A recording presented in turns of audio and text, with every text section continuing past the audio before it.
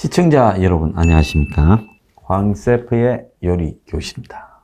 오늘의 요리 주제는요, 요즘 절실한 자와 그냥 대충인 자, 이 대선의 계절이 다가오다 보니까 각 캠프에 수천 명의 사람이 붙어서 선거운동을 하고 있는데, 그러면 후보부터 캠프에 일하는 사람까지 다 똑같은 마음이냐? 여야에 따라 다르고, 또 자기가 그 캠프에서 어떤 위치에 있는가, 거기에 따라 또 다릅니다. 또 캠프 밖에 있지만은 이번 대선의 결과에 따라서 자신이 먹고 사는 길이 막히는 사람도 있습니다. 오늘 간절한 자와 덜 간절한 자, 대선 이야기 좀 해보겠습니다. 자, 여야 대선 캠프에서 핵심으로 일하고 있는 사람, 선대 본부장, 선대위원장, 총괄 선대위원장, 이런 사람들은 솔직히 대선에 이기기를 간절히 원하는 것처럼 보이지만은 때가 왔으니까 상투적으로, 상습적으로 하는 행위지, 실제로 후보만큼 간절한 사람 아무도 없습니다. 후보 떨어져 버리면요, 아이고 안 됐습니다, 다음에 또 한번 하시죠, 이렇게 말하고 다음 날부터 또 자기 인생 열심히 삽니다. 아마 이재명이한테 붙어 있는 사람 중에 그 상층에 무슨 의원급 이상, 그 중에 또 중요한 직책을 맡은 사람 다 마찬가지일 거고, 윤석열이한테 붙어 있는 그 윤석열 캠프의 중요한 역할을 하고 있는 사람들 다 마찬가지일 겁니다. 그들은 자신의 권력과 또 야망을 더 연장 못해가는 섭섭함이 있지만 그런 대로 짭짤하게 야당하면서 살아갑니다. 그들이 중요한 게 아니라 정작 제일 절실한 자는 정치판에 맴돌기는 했는데 돈이 없는 자.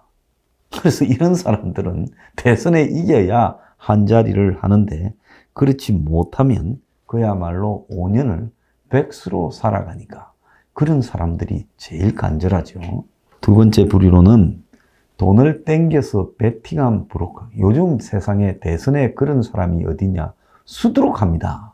뚜렷한 직업 없이 정치판 근처에 맴돌면서 선거 때마다 남 돈 땡겨서 베팅하는 자. 이기면 그 베팅으로 인해서 그 사람은 한 자리를 하거나 사업거리를 찾거나 또 한 5년을 설치고 다닐 겁니다. 지면 아마 땡겨온 돈을 보상해라, 이런 난리들 때문에 멀리 숨거나 사라집니다. 자, 이런 사람도 절실하지요. 그 다음에 한 곳에 이 줄선 인플루엔서라는 자들, 폴리테이너, 폴리패스, 이런 것들은 다, 폴리패스는 교수로 돌아가면 되지만 나머지는 5년 동안에는 확실히 깡통을 하지요. 그 다음에 이념 색깔이 확실한 언론사, 그것도 5년 동안에 돈줄이 거의 사라져서 직원들, 기자들 월급이 깎이죠. 당의 직원들은 당이 대선에 지면 절반쯤 잘라서 내보냅니다. 그리고 남아있는 사람은 월급도 깎아요. 그러니까 당의 직원들은 대선 질까봐 난리가 나죠. 자, 그런데 지금 이 양당, 거수기당과 똥당을 놓고 보면 이 절실함이 이 거수기당에 확연하게 나타나고 있습니다. 왜냐하면 지난 5년 동안 이들은 정권을 잡고 난 이후에 10년을 고민했다잖아요. 이명박, 박근혜. 그래서 우리가 지난번에 노무현 때 왜 그렇게 행편없이 날렸을까? 다시 잡으면 이제 이 보수를 초토화시켜서 적폐 청산시킨다. 우리가 왜 저렇게 노무현 때 찌질하게 해먹었을까? 다시 잡으면 그야말로 완전히 다 뜯어먹겠다. 이 옛날에 아프리카에 보면 이 개미 떼 있죠. 마라푼타라 그럽니까? 지나가고 나면 빼따기만 남잖아요. 자, 그런 것처럼 확실하게 챙겨 먹을 때, 해먹을 때는 전부 다 해먹고, 평소에 내가 여건이 되면 좀 해먹어 보고 싶다라는 것들을 머릿속에 10년 동안 굉장히 배고픔 속에 생각을 하고 있고, 또 우리가 잡으면 한 판 해줄게, 이래가지고 그런 거 하는 업자들하고도 미리 다 계획을 해놨을 겁니다. 그걸 철저하게 해먹었어요. 그래서 만약에 이 대선에 진다고 하면 무수할 사람이 별로 없어요. 청와대부터 각 행정부에, 그리고 당에, 그리고 배지 단 사람들 전부 초토화되는 겁니다. 제가 봤을 때 정말로 새로 잡은 정권이 정리하려고 마음을 먹으면 한 3,000명은 깜빵에 갈 거다. 그들을 위해서 교도소 한 3개 정도는 지어야 될 거다. 저는 그런 생각을 합니다. 그러니까 이들은 그야말로 놓치고 지금 실패했을 때 죽는다는 겁니다. 그러니까 이들은 실패하기 전에 해볼 수 있는 모든 일을 다 해보자. 이런 자세예요. 그래서 이들이 최근에 보면 이재명한테 너 헛소리 하지 말고, 그래서 선거 동안에는 네 생각대로 떠들지 말고 대중적인 이야기를 하라고 압박을 하죠. 그래서 대놓고 이재명의 이 은행이 잘못됐다라고 지적을 합니다. 이재명이가 사과도 했지요. 뭐 자기가 재난지원금 주겠다 한 거 이런 거 다 사과하고 철회했어요. 그것뿐만 아니죠. 자, 이재명이가 이제 특검 하자고 큰 소리 치게 한 것도 특검 받아라. 어차피 우리가 시간 끌어줄 거니까. 이 대선 전에 네 특검 조사 받으러 이 포트라인에 안 쓴다. 그러니까 받겠다고 하라 압박한 겁니다. 그리고 네가 이런 일을 안 하면 널 바꾸겠다고도 압박한 거야. 그러니까 이재명이는 이제 결사직이 됐어요. 그래서 자기들끼리 회의해서 이재명이 오라 해서 정권 니한테 넘겨줄 거니까 니 하고 싶은 대로 선대위를 새로 짜라. 지금까지 선대위에 뭐 위원장, 본부장 다 아웃. 그리고 니 마음대로 짜라고까지 넘겨줬습니다. 한마디로 이재명의 칼날을 살리는 모든 부분에 대해서 이재명이가 마음에 드는 7인방인가 있어요, 경기도에. 그 아들 데리고 와가 너희끼리 회의해서라도 이기면 된다. 라고 밀어주는 겁니다. 얼마나 절실하고 간절하면 그럴까요? 검찰이 저렇게 해요. 검찰 안에 윤석열을 물고 늘어지고 도이치모터스를 물잖아요. 고발사주에서 도이치모터스로 옮겨가잖아요. 검찰에도 지금 이재명이한테 줄 선 것들 있죠. 김오수부터 이성윤이부터 있잖아요. 야들은 일이 잘못되면 검찰 생활은 옷 벗는 건 기본이고 문제는 깜빵에 가는 겁니다. 검사하다가 깜빵에 가면요. 어디 이리 좀 와봐라 하고 어떻게 되겠어요? 그러니까 깜빵 안 가려고 지금 저 발악을 하는 겁니다. 보통 때는 이렇게 무리수를 안 둬요. 근데 이번에는 이 깜빵 간다는 걸 아는 거예요, 검사들이. 왜? 옛날에는 검찰이 엄밀하게 편을 들었지만 내놓고 하지 않았습니까? 이거 내놓고 하고 있다는 거 모르는 사람 어디 있어요? 이재명이 대장동 수사도 내놓고 안 하고 있잖아요. 그리고 윤석열이 고발사주나 손승준이 수사나 뭐 한동훈이 시비 거는 거나 김건희 뭐 도이치모터스나 내놓고 하잖아요. 조성은이 하나 띄어가지고요. 이게 또 아는 거예요. 국정원의 박지원이나 그 옆에 있던 패거리도 마찬가지입니다. 잘못되면 깜빵 간다는 거 아는 거예요. 경찰도 마찬가지예요. 잘못되면 경찰 수뇌부 지금 이재명 편에 서서 장난친 거 다 드러나게 돼 있어요. 지금은 가만히 있지요. 잘못되면요 다 찌릅니다. 요즘은 밑에서요. 제가 나한테 이래 시켰습니다. 부터 이게 그 서류입니다까지 들고 나와요.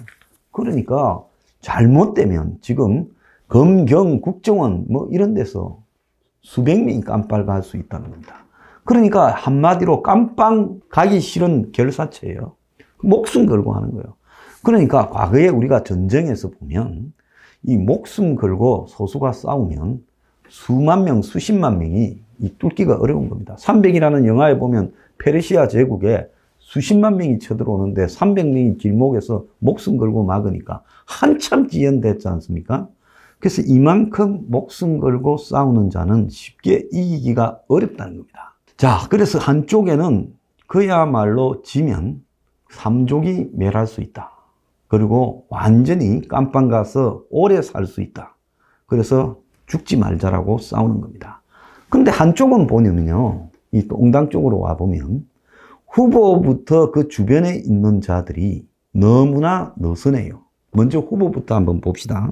자, 지금 이 후보는 원래 인생을 즐겁게 살은 사람이죠. 그러니까 구수를 하지요. 즐겁지 않았으면 절대 구수를 안 합니다. 그리고 구수하고 검사가 되니까 보통 사람이면 검사 1, 2년만 하다 그만둬요. 왜? 9살 어린 후배하고 같이 이 검사 생활을 그 9살 어린 후배를 선배로 받들면서 검사 생활을 하기가 쉽겠습니까? 근데 저 사람은요, 기수는 낮고 겁은 낮아도 막 술자리 가면 자기가 다 주도하고 그래가지고 살았다는 거 아닙니까? 그러니까 검사 생활이 즐거우니까 늦깎이 검사로 하는 거예요. 저 같은 사람은요, 1년 하다가 사표 내고 변호사를 쓸 겁니다. 근데 저 사람은 그걸 하면서요, 부장 검사 거쳐서 여주지청장까지 룰루랄라 잘했어요. 그러다가 국정원 댓글 사건때 이제 곤조가 한번 나왔죠. 자, 그거는 자도 우도 아닌 검사 곤조라고 생각을 합니다. 저런 사람요, 살면서 남 앞에 숙이는 거 별로 안 하고 살았어요. 부모들이 검수자 아닙니까? 그러니까 검수자 집에서 편안하게 살았고 검사되고 이래 왔는데 자기를 보고 한번 굽히라 하니까 에이 뭐 굽히겠다고 국정원 댓글 사건 때 공개적으로 한번 들이받았잖아요. 그거는 이념도 사상도 아니고 자기 기질입니다. 검수저에 그런 기질들이 있는 사람들이 간혹 있어요. 자, 그런 다음에 지금 이 문이 이제 윤을 그런 점을 사가지고 이제 윤한테 중앙지검장, 검찰총장급 중앙지검장을 시켜줬어요. 그러니까 다음 검찰총장은 윤이라는 거 검사들 눈치 빠른데 다 압니다. 그때 당시에 검찰총장은 빠지고 윤이 검찰총장이었어요. 중앙지검장 할 때. 자, 그런 다음에 어떻게 했어요? 자기가 이제 총장이 딱 되는데 후배들이 몰려 들어가 뭐라 했겠습니까? 저 조국이가요, 당신을 총장 앉혀놓고 저게 법무부 장관아가 우리를 주무려고 검찰 개혁이라는 맹분으로 우리를 해체하려 합니다. 그러니까 윤이 어떤 생각을 했겠어요? 저 보스 기질 있잖아요. 끄떡끄떡. 근데 직급이 낮아서 발휘 못하던 보스 기질이 검찰총장이 되니까 나타난 거죠. 술자리에서 걱정하지 마. 내가 알아서 할게. 그래가지고는 어느 날 기습적으로 조국이 이제 법무장관 대가 인사청문회를 앞두고 있을 때 20곳을 압수수색을 내린 겁니다. 법무부 장관이 차 타고 출근하다가 이성윤이가 검찰국장인데 전화를 했대요. 장관님 지금 압수수색 나갔습니다. 큰일 났습니다. 그때부터 야는 고자질의 왕이었어요. 그러니까 장관이 이성윤이한테 들었다는 거 아닙니까? 그러니까 윤석열이한테 전화하니까 안 받더래요. 그래서 지금 법무영수원장 하는 중앙지검장 배성범이한테 전화 그런 거예요. 물론 배성범이는 법무부 장관보다는 윤석열이 말 듣죠. 어찌 된 거예요 하니까 뭐 저는 잘 모르겠고 우물쭈물 하더래요. 그래서 중앙지검장이 시켰냐 하니까 그것도 잘 모르겠고 그래서 윤석열이가 시켰구나 그랬다는 겁니다. 자, 그래서 윤석열한테 이제 그날 전화를 했다는 거 아니에요? 그래서 윤석열이한테 전화를 하니까 윤석열이가 조국은 그만 물러나면 다 끝난다. 물러나라 이랬다고 이 박상기가 법무장관 박상기가 나중에 진술을 했습니다. 근데 윤은 또 박상기가 전화 와서 조국이 좀 선처해 줄 수 없느냐고 물었다고 해요. 둘 사이의 공통점을 보면 윤이 조국을 쳐서 법무장관을 못하게 만들어서 검찰개혁에 손을 못 대게 하려는 그 보스로서의 자기 어떤 기질 때문에 그랬다고 봅니다. 그게 사단이에요. 그때 뭐 윤이 대통령 하고 싶은 생각이 있고 뭐 다른 생각을 하고 그런 거 없었다고 봐요. 검찰 조직을 지키겠다. 뭐 그거 하나로 사고를 쳤는데 그 다음에 이제 청와대가 갈구고 여기저기서 갈구니까 울산 사건도 수사해부터 시작해서 뭐 유재수 사건도 수사해 이제 일이 커지기 시작한 거죠. 그러다가 이제 감당이 안 되니까 정권하고 부딪히고 버티고 이제 이 대목이에요. 그때 앵글리 블루들이 검찰청 앞에 가서 이 지지 시위도 하고 했던 거죠. 자, 그런데 이제 윤이 좀 불리해지니까 일단 곰처럼 버틴 거예요. 그때부터 시작을 해가 2020년을 1년을 버티고 그리고 2021년 3월까지 버텼으니까 아마 한국에서 윤석열이 말고는 저렇게 버틸 사람이 없었을 겁니다.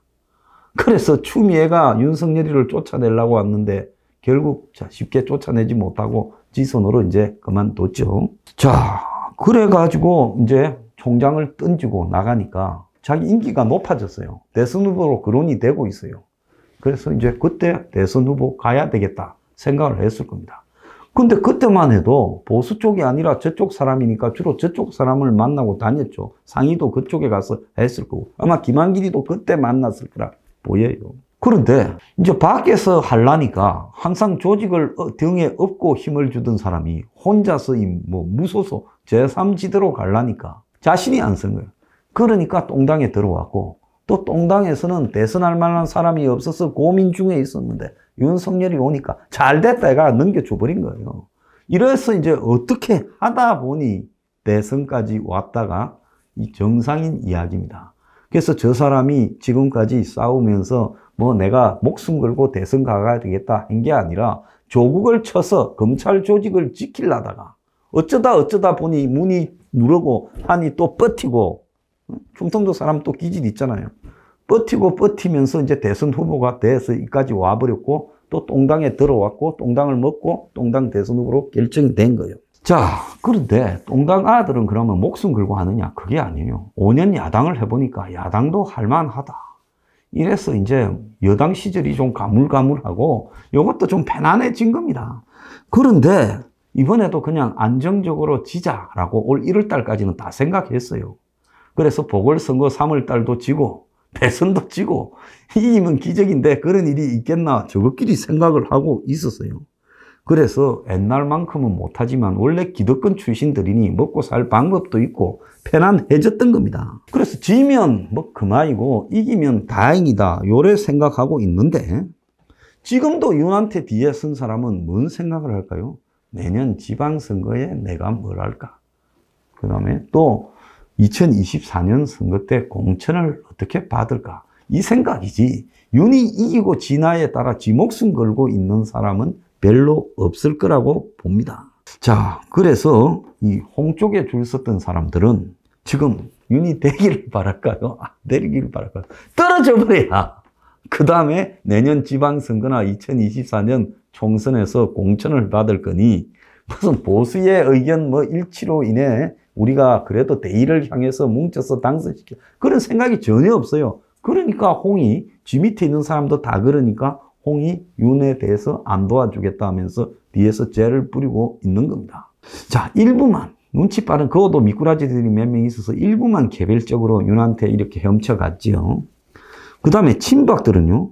친박은 보니까 이제는 거의 박근혜도 뭘 갖고 틀렸고 우리는 전부 각자 도생이다 하니 상당수는 넛을 놓고 윤이 되면 어떡하지? 우리 공천 줄까? 주변에 친이가 많은데 이런 생각을 하고, 또 친박 중에 동작 빠른 사람 있잖아요. 같은 성이 윤이고 이런 사람은 벌써 윤 옆에 가가지고 핵심으로 찰싹 붙었어요. 그래서 지금 친박은 분화가 돼버렸고, 친이 세력은 이명박 때 재미 좀 보고 박근혜 때 좀 탄압받고 그러다가 또 이 정권 초기 잡혀가고 그래서 초토화됐다가 이 친이들이 지금 윤한테 바짝 붙어서 핵심적인 것을 다 차지하고 있죠.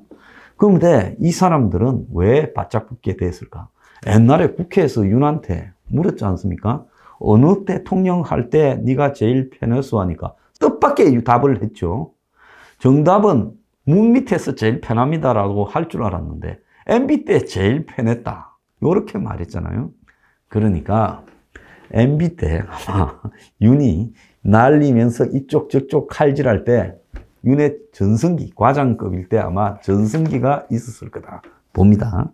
그러니까 윤하고 이 MB 진영하고는 원래 이게 주파수가 좀 맞았던 거예요.